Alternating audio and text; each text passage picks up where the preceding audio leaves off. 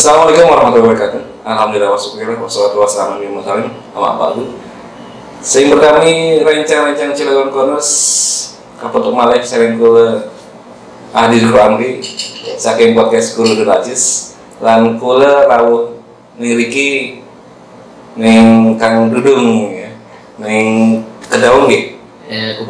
Kupang Lesung nggih. Lan sing pastine kula niki rencang-rencang Cilegon Corners niki ayun ke guru tentang usaha, dan usahawan. Soalnya Kang Dudung niki termasuk salah satu usahawan lokal yang bakal global. Nah pesawat sing bakal dipelajari segala macam, sing pasti ini niki bermanfaat, dan sing pasti ini kalau sampai kering. Terima Kang Dudung sehat. Alhamdulillah sehat. Sehat ya. Kalau semua sebenarnya masih terus ya. Alhamdulillah menyibukkan diri baik sih. Lalu rencana Cilegon Corners, Kang Dudung ini punya beberapa pengalaman yang luar biasa dan salah satunya juga berawal menjadi usahawan itu ada beberapa pengalaman yang luar biasa nih. Iya. Kinten kira-kira apa tuh kan? Awal mulanya usaha. Awal mulanya usaha mah, ya dulu memang sebelum usaha ini tuh karena kepepet sebetulnya. Jujur semua juga karena kepepet ya kan. Biasanya orang kalau udah kepepet tuh idenya keluar, muncul gitu dengan sendirinya gitu kan. Gimana caranya dapat uang tambahan lah gitu. Ilmu kepepet itu penting sekali bagi orang yang sudah terjebak terpojokkan gitu ya. Iya, kalau menurut saya memang kita itu bisa berpikir mencari solusi itu kalau udah kepepet gitu kan. Karena udah apa namanya, udah kebutuhan udah ini ya kepepet gitu, udah pokoknya ide tuh keluar bikin apa, gimana caranya dapetin uang gitu aja sih awalnya. Berbicara dapur rumah tangga gitu ya. Nah, Kang Dudung, mungkin orang-orang Kupang Lesung ataupun Kedaung ataupun yang lainnya di daerah kawasan Citangkil ini pasti mengenal, lebih seringnya dikenal dengan Dudung gitu ya, dibandingkan nama asli nih. Iya. Kalau pribadi sekitar apa lagi? Kita apa gitu? Dulu tuh dipanggil Dudung tuh karena ade ya. Ade tuh manggil dangdung gitu kan. Jadi akhirnya semua orang pada manggilnya dung gitu. Ya sebenarnya namanya bukan Dudung sebenarnya. Namanya Dede Mulyana. Dede Mulyana. Dikiranya orang Sunda. Oh benar. Asli Om Cilegon. Oh Cilegon nih. Cuma pembahasan dia masih sering banget. Nah, Dudung, Dede Dudung. Jadi posisi pengucapan akhirnya menjadi lebih orang mengenali dengan Dudung. Iya, Dung gampang, lebih gampang. Mungkin selain kepepet pasti ada hoki juga ya. Membawa hoki gak dalam usaha gitu nama? Ya mudah-mudahan bawa hoki seterusnya gitu. Nah, Kang Dudung, kalau kita mengenal Kang Dudung ini salah satu karyawan dulunya ya, atau pegawai lah gitu. Iya, dulu saya kerja di tahun 2010 ya Kang. 2010 itu saya di tenaga kontrak lah ya, THL lah dulu kalau di pemerintahan ya. Saya di UPTD Pendidikan, di bawahnya Dinas Pendidikan itu di Kecamatan Jombang. Saya masuk 2010, terus 2014 apa kalau nggak salah ya, 2014 atau 15 saya pindah ke Setda, kantornya di Pemkot. Tapi tetap masih honor. 2016 atau 17 kalau nggak salah saya pindah lagi dari Setda itu di kantor di Pemkot, pindah ke BPKAD, Badan Pengelola Keuangan dan Aset Daerah gitu. Jadi dulu tugasnya ya ngurusin aset pemerintah Kota Cilegon gitu sebagai staf sampai 2000 akhirnya resign 2000 berapa ya, 2022 ini kemarin Agustus resign, padahal statusnya udah TKK. Kan banyak orang yang menginginkan sebenarnya, banyak yang menginginkan di posisi itu gitu loh. Jadi TKK di dinas yang lumayan besar gitu kan, banyak, semua orang pengen pindah ke situ, tapi saya malah milih resign, berhenti itu dari pekerjaan itu. Karena saya lebih senangnya memang di dunia usaha gitu. Jadi ketika proses di posisi di dinas pendidikan atau PTD ataupun di sektor segala macam itu ada gejolak-gejolak batin, harusnya enak usaha kalau ngedulang segala macam gitu. Iya, tapi ngomong bahasa Indonesia nggak Iya sih. biar lebih serimpet. Memang usaha itu saya mulai di waktu di Setda. Waktu masih di 2015-an. 2015 saya udah mulai, awalnya memang karena gaji honor tuh berapa sih kan, gitu kan, nggak cukup juga gitu untuk apa namanya hidup sehari-hari gitu kan. Memang ini bukan cerita bohong atau apa, pengalaman pribadi. Saya sampai pernah nggak punya uang sama sekali gitu kan. Di dompet? Iya, di dompet. Makanya semoga bisa bilang bayar sampah 20.000 aja saya nggak bisa. 20.000 Iya. per bulan? Iya, 2.000 per bulan. Pas ditagih tukang sampah saya nggak punya uang buat bayar ya. Dari situ kan mikir gitu loh. Saya laki-laki, kepala keluarga, harus nafkahin istri gitu kan, nanti anak atau apa. Jadi berpikir ya gimana, ya udah cobalah punya pinjam uang ke orang tua berapa juta lah, waktu itu 3 juta apa 4 juta lah itu awalnya gitu kan. Jualan baju saya dulu pernah di KJ itu, di yang tiap minggu itu? Iya, tiap minggu itu jualan baju olahraga dulu saya pernah. Terus akhirnya yang usaha benar-benar ini mulanya tuh di es krim. Saya jualan es krim. Es krim yang keliling atau sebagai koordinatornya gitu? Masih saya jualan yang itu, yang apa namanya, emberan gitu ya. Emberan pakai kon, anak-anak SD gitu kan, yang 2000-an, kayak es tungtung lah. Kayak es tungtung 2000-an, jual di depan rumah orang tua. Nah, mulai itu dari situ awalnya usaha ini, tapi kok lumayan gitu hasilnya, tiap bulannya lumayan.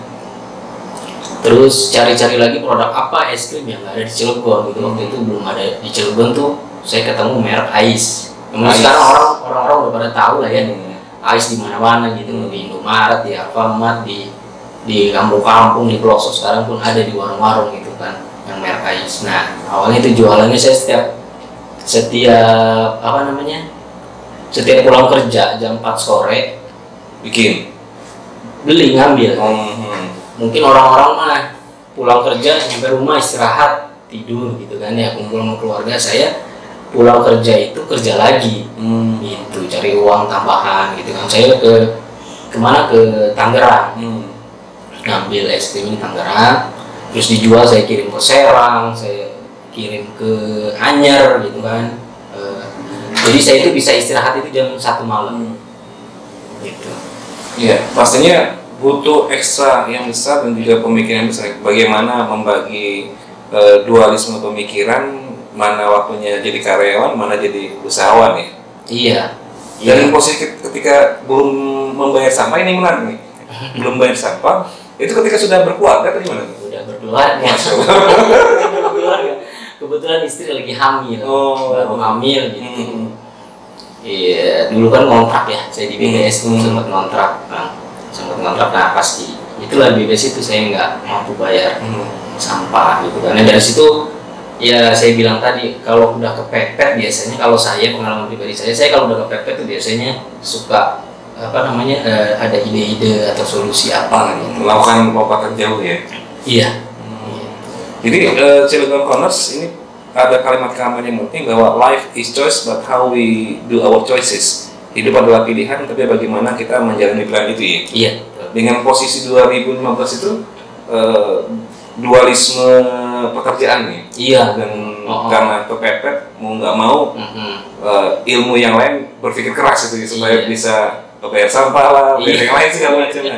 Nah kan, yang membuat posisi ini kita itu menjadi istiqomah dalam hal karyawan dengan posisi usaha Ais itu gimana? Memang sih agak sulit waktu itu ngebaginya, karena saya di kantor itu, di pemerintahan itu memang bagian aset itu memang paling lumayan sibuk ya, gitu. Memang dari pagi sampai ini.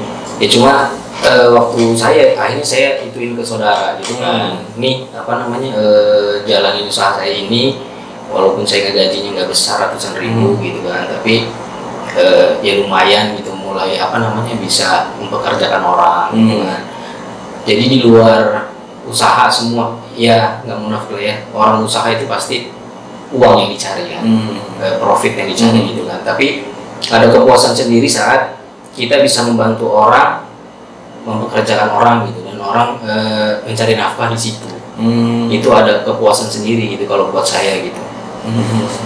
Jadi penting ya, CPO ngomong sekian lama pendaringan sampun wenten, damel pendaringan sendirian. Artinya kalau misalkan ada kerjaan satu yang sudah ada, kita buat kerjaan yang lain biar bisa untuk menopang kehidupan kita sehari-hari ya. Iya, karena memang prinsip saya itu kita nggak boleh berdiri di satu kaki gitu. Jadi kalau nanti suatu saat kaki yang satu sakit atau patah, masih ada kaki-kaki atau penopang yang lain gitu. Makanya prinsip saya usaha itu ya seperti itu gitu. Jadi filsuf seperti ya.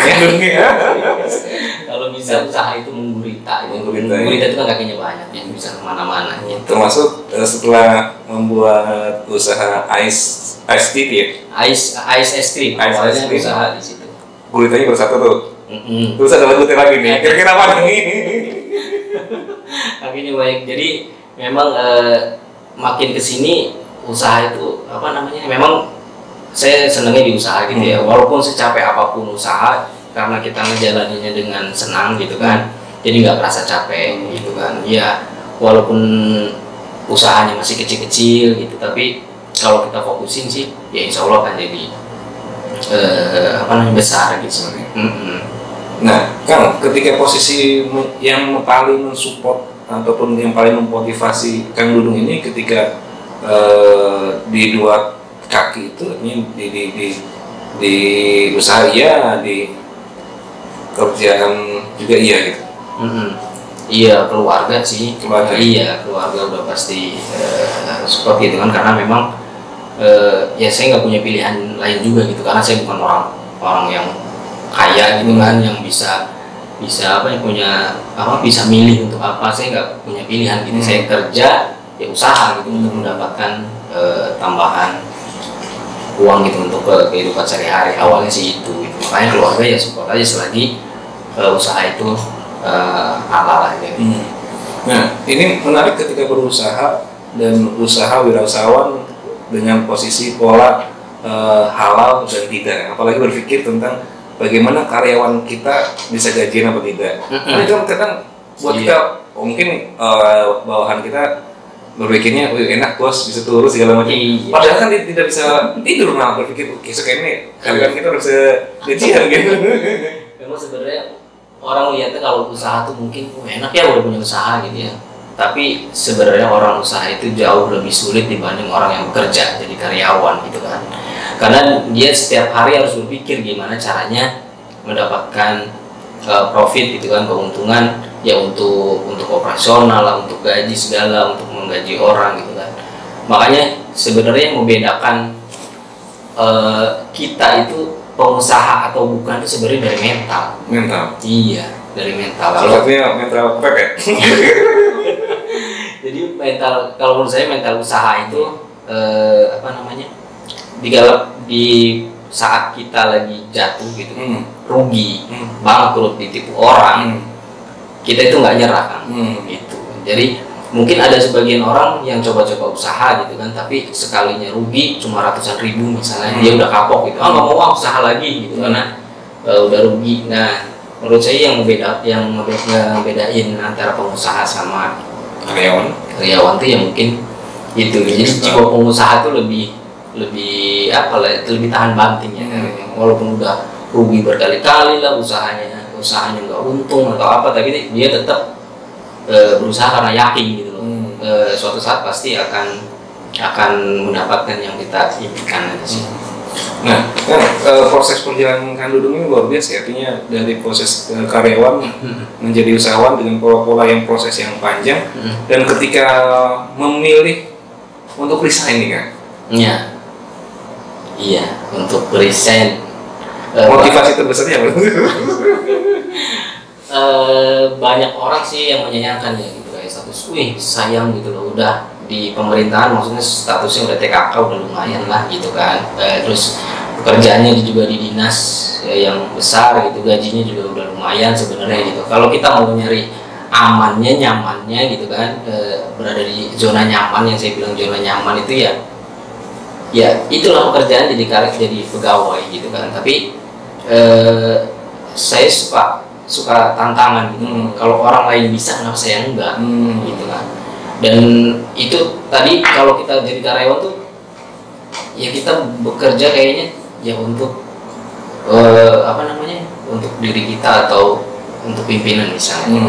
Tapi kalau kita jadi usaha itu ada kepuasan sendiri gitu kan, bisa mempekerjakan orang dan membuka lapangan pekerjaan. Jadi ada kepuasan sendiri gitu. Ada nilai kebermanfaatan ketika bisa menjadi usahawan ya. Bisa membantu banyak orang gitu. Ya, mungkin rencana-rencana ECO ini dengan proses yang panjang itu mau tidak mau kan sekarang lagi aktifnya adalah dengan membuat sebuah PT ya. Iya, membuat PT udah 1 tahun ya, dari 2021. Itu ini dengan teamwork yang baru kah atau dengan yang lama-lama? Kan biasanya ketika berwirausaha ada relasi, ada koneksi, ada modal yang besar misalnya kan. Tapi ketika posisi sudah dijadikan ke PT, mau tidak mau harus ada teamwork yang.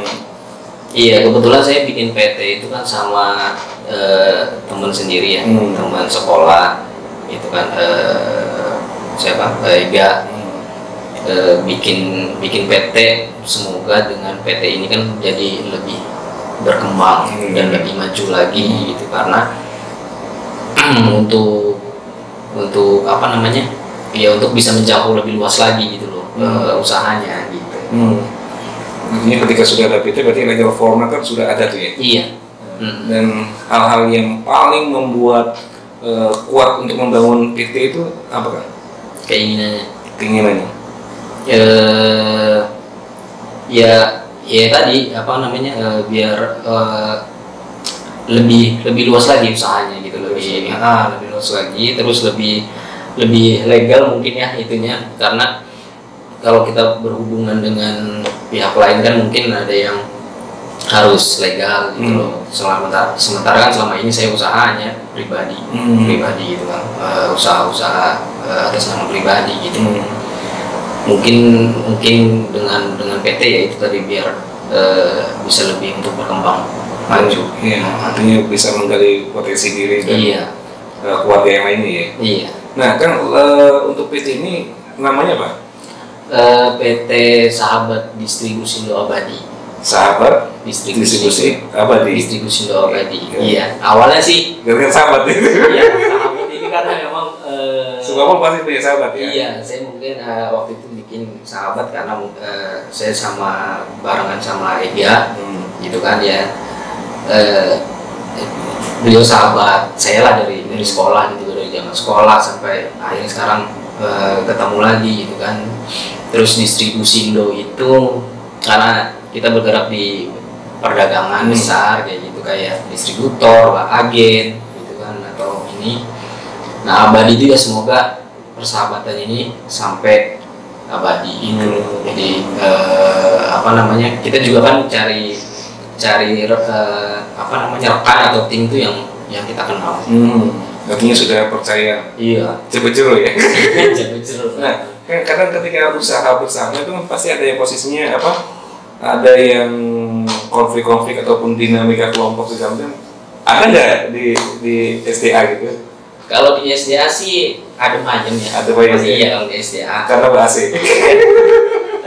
Kalau di SDA memang karena kita memang kekeluargaan sih, persahabatannya gitu, apa kan harus nggak ada maksudnya saya lebih tinggi atau kamu lebih rendah atau apa enggak gitu. Mungkin itu di PT-PT yang lain mungkin ada aja mungkin konflik atau tapi kalau dalam usaha sama saja sih, kayak di pekerjaan gitu, ada aja sih konflik atau apa, tapi ya bisa kita selesaiin bareng-bareng.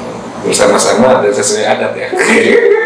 Artinya kalau dengan sahabat ketemu kalau ketemu dinamika itu selesai dengan duduk bareng-bareng dengan alunan kopi kan ya. Nah kan kira-kira ini konsep SDA ini kira-kira konsepnya apa ya? Selain tadi ada distribusi, ini konsepnya mau dibagaimanakan? Apakah lebih cenderung ke kuliner atau perdagangan-perdagangan? Oh iya, sekarang sih SDA ini kita lebih banyak di kuliner ya. Karena dari dulu juga saya sampaikan ke teman Ega itu kan. Saya kalau mau bikin usaha itu biasanya berhubungan sama perut. Perut ya? Iya, sama perut, sama anak-anak itu, antara dua itu. Jadi makanya konsepnya sekarang sih kita lagi berbesar di di kuliner, di makanan gitu. Kita mungkin punya beberapa brand produk sendiri dari makanan, minuman gitu kan, yang berhubungan sama anak-anak juga gitu. Karena ya menurut saya yang berhubungan sama anak-anak, usaha itu peluangnya besar. Sama seperti ketika kita dulu sekolah SD itu, kebutuhan pokok itu sandang, pangan, papan ya. Iya. Jadi kalau bisnis mau pangan, papan itu sudah aman kayaknya. Iya. Tapi ketika berurusan dengan makanan mau nggak mau kan posisinya adalah harus ngetes terlebih dahulu ya.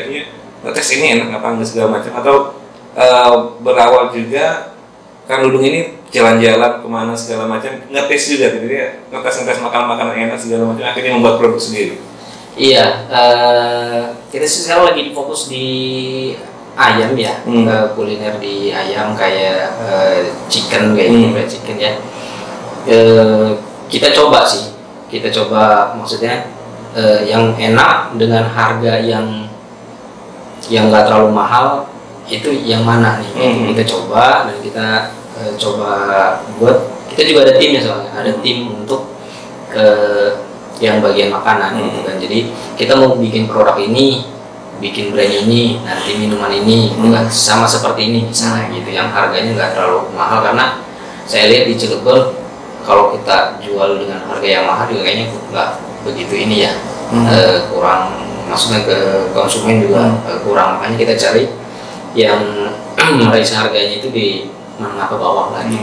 Iya. Artinya selain usaha membantu masyarakat juga ya. Iya, jadi kalau misalnya orang mau franchise juga bisa gitu, franchise di produk kita, ada minuman, ada makanan gitu kan.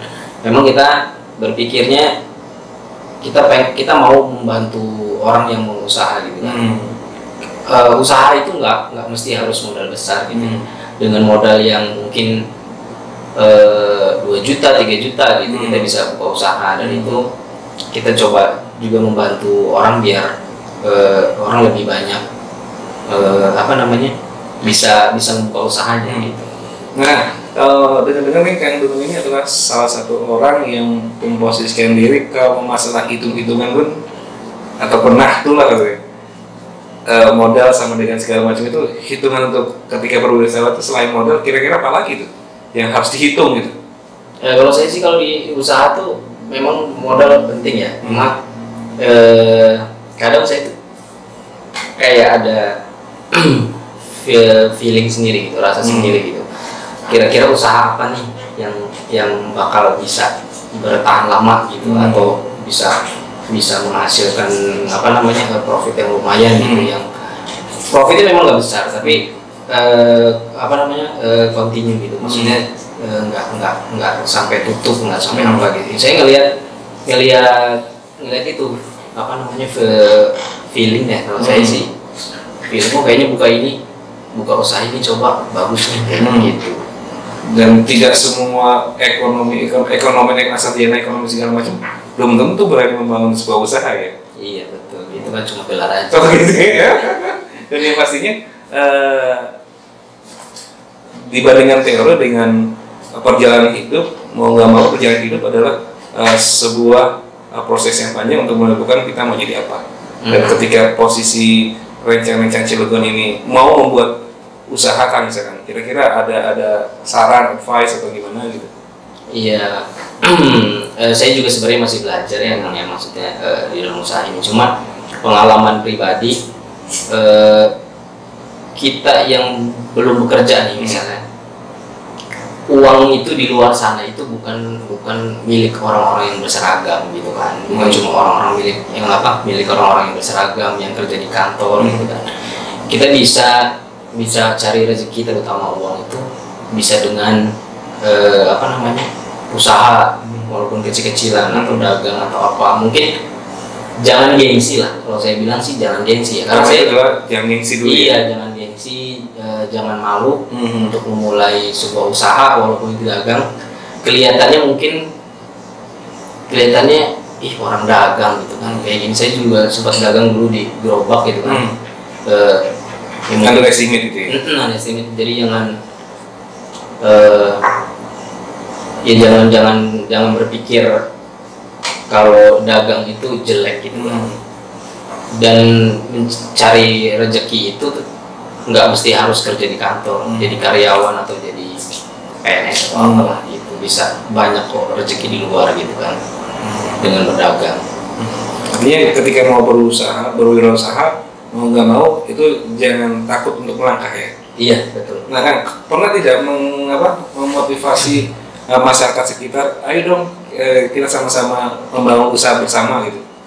Pernah ada pengalaman kayak gitu nggak? Pernah maksudnya di lingkup keluarga ya, biasanya di lingkup keluarga. Maksudnya ayo kita nggak mesti harus jadi karyawan kan. Banyak orang berpikir ya kita kerja cari uang tuh jadi karyawan gitu kan. Maksudnya jangan berpikir hanya sebatas itu gitu loh. Kita jualan pun penghasilannya bisa lebih besar sebenarnya dari karyawan atau apa gitu kan. Mungkin dilihatannya ya itu pedagang cuma menghasilkan uang kecil gitu. Padahal kalau kita tahu orang jualan itu sebenarnya pendapatannya besar gitu. Jadi ya jangan cuma pengen jadi karyawan atau apalah, cuma kita kembangkan diri aja gitu kan. Kalau kita berusaha tuh bisa membuka lapangan pekerjaan gitu, bisa membantu orang-orang sekitar jadi ikut kerja gitu sama kita gitu. Nah, karena dong ini ada hal yang menarik ketika posisi berkomunikasi, kemudian membangun sebuah tim yang baik, mau nggak mau kan harus ada leader ya, ada leader, jiwa kepemimpinan yang harus kita tanamkan ketika kita ke karyawan segala macam. Kira-kira hal yang utama ketika kita punya karyawan, misalkan, wah ini cocok nih jadi karyawan saya, kan kalau orang yang saya paham itu SDM itu sudah punya ilmu itu gitu. Iya, jadi memang membentuk sistem yang biar berjalan sendiri gitu. Kan saya juga semakin kesini kan makin berpikirnya kita itu nggak bisa usaha dipegang kita sendiri, dihandle kita sendiri gitu, karena usahanya majunya nggak mungkin majunya lebih lama gitu. Jadi kita kalau mau usaha ya harus kitanya jangan terlibat langsung untuk ini gitu. Kita harus berani ngambil karyawan gitu kan, orang gitu untuk kerja. Saya juga membentuk sistem itu biar berjalan sendiri itu butuh waktu lama gitu, nggak sebulan 2 bulan gitu. Mungkin dalam di AIS ini saya juga kan bisa cari orang itu bisa sampai belajar itu 2-3 tahun gitu, baru nanti kelihatan oh seperti ini ya sistemnya gitu loh, mengatur karyawan tuh seperti ini gitu kan, karyawan yang jujur tuh yang seperti apa gitu. Dan biar kita nggak usaha kita juga biar aman tuh seperti apa gitu kan, apa yang harus disiapkan di dalam usaha itu gitu. Jadi itu memang harus waktu sih, dengan sendirinya nanti kelihatan sih gitu. Dan yang bisa menghipnotis diri kita dari diri kita sendiri ya. Iya. Dan kira-kira kalimat yang paling membuat kita semangat itu apa kan? Cuan. Iya, itu tadi sih kalau saya pribadi, saya membuat usaha itu karena ada kepuasan batin ya. Bisa bisa apa namanya, mempekerjakan orang dan menjadikan itu sebagai nafkah gitu bagi orang yang bekerja gitu. Itu udah kepuasan sendiri. Jadi semangat saya berusaha tuh makin tinggi karena semimpi saya bisa mempunyai banyak karyawan gitu dan bisa membantu orang-orang yang butuh pekerjaan gitu. Berawal dari mimpi ya. Iya, karena pengalaman pribadi saya sendiri gitu, maksudnya cari pekerjaan itu susah gitu, cari pekerjaan itu nggak mudah gitu. Jadi kayak ada rasa untuk membantu mereka gitu, keinginan untuk membantu, itulah mimpinya gitu, punya karyawan banyak gitu kan, bisa membantu orang lain. Sebagai makhluk sosial mau membantunya dalam hal berwirausaha bersama. Iya, berwirausaha bersama. Nah kan kira-kira tokoh yang paling diidam-idamkan ketika posisi menjadi wirausahawan siapa kira-kira? Kalau tokoh sih ya, kalau tokoh ini sih ada sih yang apa, saya kagum sih sama Yusuf Hamka. Jadi usahanya banyak gitu kan, tapi jiwa sosialnya juga tinggi. Saya pengennya bermimpi jadi seperti beliau gitu. Berarti minimal pakaian hampir sama lah gitu. Mana-mana cuma pendek gitu ya. Ya kan, ini posisi menarik dengan beberapa pengalaman yang semoga saja rencana-rencana Cilegon Corners ini bisa memaknainya dengan baik dan yang pastinya bisa memotivasi kapan lagi kita mau berwirausaha kalau tidak dimulai dari sekarang. Iya. Dan ketika mau berwirausaha, modal itu bukan jadi landasan pertama, tapi bagaimana mimpi besar kita untuk dijadikan sebuah realitas yang baik gitu ya. Iya. Jadi usaha ya mungkin sering denger lah di itu ya. Jadi usaha yang paling bagus ya yang dimulai gitu kan, bukan cuma direncanakan terus. Gitu. Memang kita harus mulai. Kita nggak bakal tahu di depan itu ada apa kalau kita nggak melangkah gitu. Nanti di depan itu apakah ada hambatan atau apa ya, kita kan bisa belajar itu untuk cari solusinya. Gitu. Jadi melangkah aja dulu. Itu iya. Untuk hasil serahkan yang berdoa dan berusaha tetap. Iya. Kan pertanyaan terakhir nih kan. Dengan posisi menjadi karyawan dan wirausahawan pasti mau apa? Saat ini adalah wirausahawan lebih enaknya gitu ya. Dengan tidak keteraturan waktu kita yang mengelola manajemen waktu sendiri ya. Iya. Nah, bagaimana mengelola posisi kapan berwirausaha dengan keluarga itu? Karena kan ketika wirausaha kan jam itu kan tidak jam saya habis jam 8 sampai jam 5 saya bekerja. Kalau sudah habis ya sudah kita beristirahat. Dan wirausahawan kan tidak ada jam. Iya, wirausahawan nggak ada jam ya. Membagi waktu untuk keluarga gimana? Paling karena biasanya sih di pas kita juga karena ada mungkin ada liburnya lah ya. Mungkin saya biasanya dari satu minggu tuh atau hari Minggu saya sempetin untuk keluarga gitu. Memang di wirausahawan memang nggak ada jam ya. Jadi jam kerja kita ya 24 jam gitu kan, sebenarnya nggak ada hari libur gitu kan, kapan.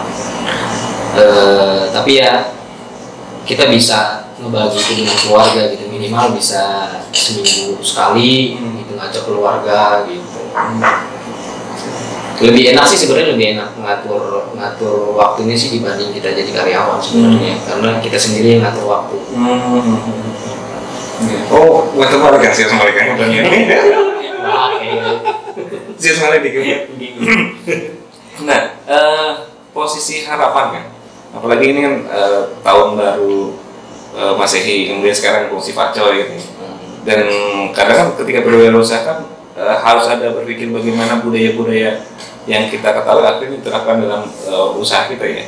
Harapan Kang Dudung untuk ke depan bagaimana SDA ini bisa maju, harapannya begini? Ya kalau saya sih memang PT SDA ini mimpi saya mungkin ya PT ini harus besar gitu, harus besar. Jadi saya juga punya target, misalnya di usia 40 itu biar uang yang bekerja untuk kita. Betul hebat ya. Jadi ya kita tinggal tinggal memetik hasilnya aja gitu. Makanya kita harus kejar dari sekarang targetnya gitu. Target di 2023 ini mudah-mudahan PT SDA tambah besar, tambah maju, dan usahanya sih tambah banyak gitu. Kita juga ada target soalnya. Target yang luar biasa ya. Biasa. Ya, kan itu Niki atau Nohon tuh saya rencang-rencang Cilegon Corners sebagai perawat miliki dan rencang ilmu yang manfaat. Semoga usahanya lancar, keluarga ini barokah, dan tim sing panedur. Dan saya bahas ini rencang-rencang Cilegon Corners mengutip dari Kang Dudung. Kapan lagi kalau kita mau berusaha dimulai dari saat ini, kalau tidak mau mencoba sama sekali itu adalah salah satu kegagalan yang luar biasa. Atau kan Kang Dudung, biasa-biasa. Kula ahli Zukur Ramli mungkin kebetulan malah yang podcast Guru Delacis simpasi ini kula dari panggung kan. Iya. Pok kelepok gede cilik APK pok kelepok rawuh ning PT SDA nape kapok. Itulah ahli kami. Akhirul kalam, wassalamualaikum warahmatullahi wabarakatuh. Waalaikumsalam.